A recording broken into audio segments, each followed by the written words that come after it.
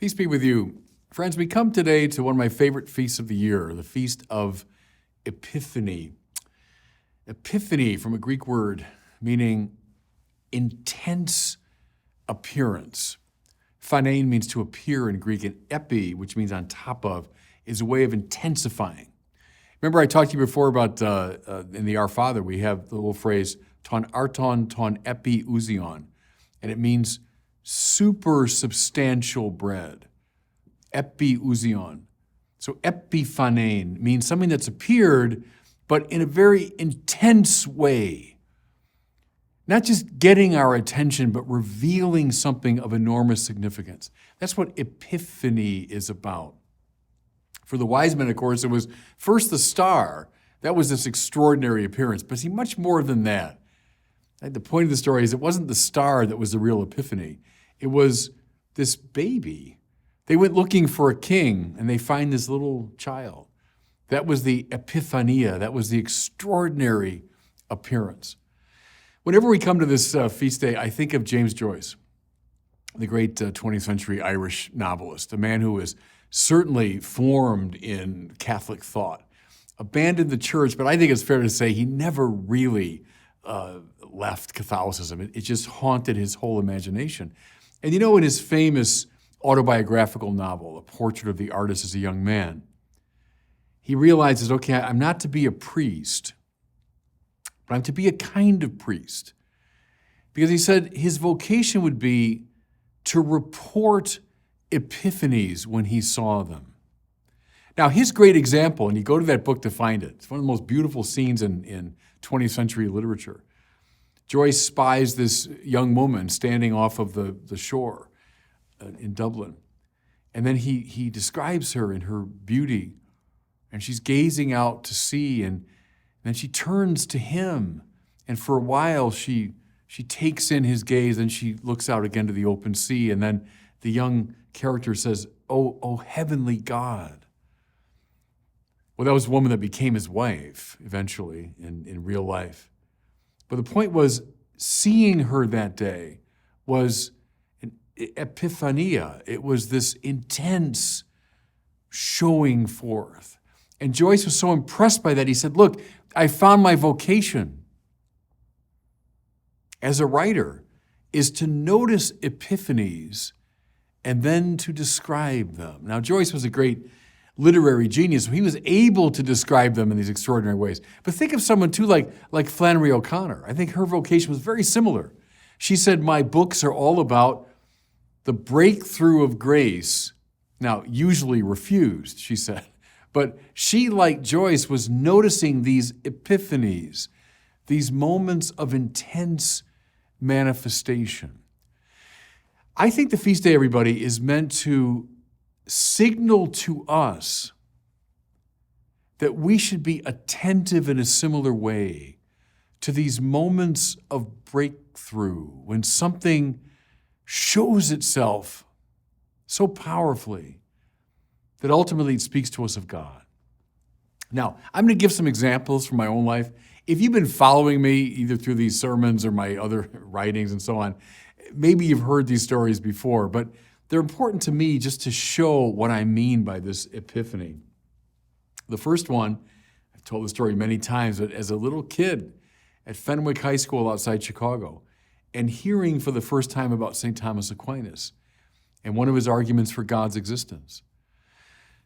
I took it in, but it was more than just, another lesson. Isn't that mildly interesting? No, for me, it was like an epiphany of truth.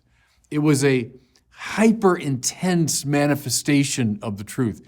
It so galvanized me that it sent me on a kind of mission, and it's no joke to say I've never really left that path. To this moment, recording these words is because as a young kid, I had an epiphany, this manifestation of truth. You know, a second one, it happened around the same time. When I was in high school, and for the first time, I encountered Shakespeare. In class, we read Romeo and Juliet. We just assigned different, sections of it, and we read it out loud, and I understood probably 9% of what I was reading.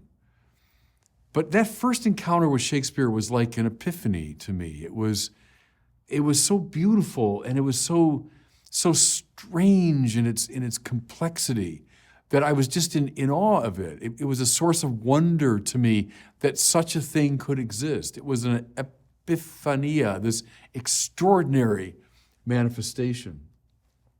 I know I've told you before about the event happened to me June the 12th, 1989, when I arrived in Paris for the first time to begin my doctoral studies. And despite my fatigue and jet lag and everything else, I went down to Notre Dame and looked up at the great North Rose window. And it's a stunningly beautiful thing. I mean, anyone that would see it would admit that. But for me, it was more than that. It was an epiphania. It was a showing forth of such splendor and such transcendent beauty that it sent me on a mission. I mean, I returned every day to that spot to look at it. Most of my life, I've used that image in my speaking and preaching and writing. It was an intensely powerful manifestation. That's an epiphany.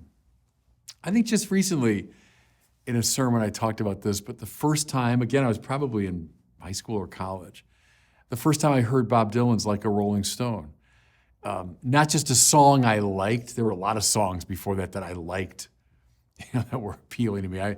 I was born, raised on rock and roll, kind of what we call now classic rock. And there's all these songs. I listen to them now on Spotify. I go right to like 1970s rock or classic rock. That's what I still like to listen to. But Bob Dylan's Like a Rolling Stone was so much more than that. It wasn't just a song I liked. It's a song that shook the foundations of my life. It just opened up door after door and window after window. It was an epiphania. It was a showing forth of something of great intensity. I'll give you another one. Many years later now, when I'm filming for the Catholicism series, and we went all over the world and went to marvelous places. They were all terrific. But there was one trip that we took. The first leg of it was to India. We're filming for the Mother Teresa episode. And then on the way home, we stopped in Africa. Well, in Calcutta, which is the most shockingly desperate city I've ever been in. I'd never experienced anything like the poverty and destitution of Calcutta.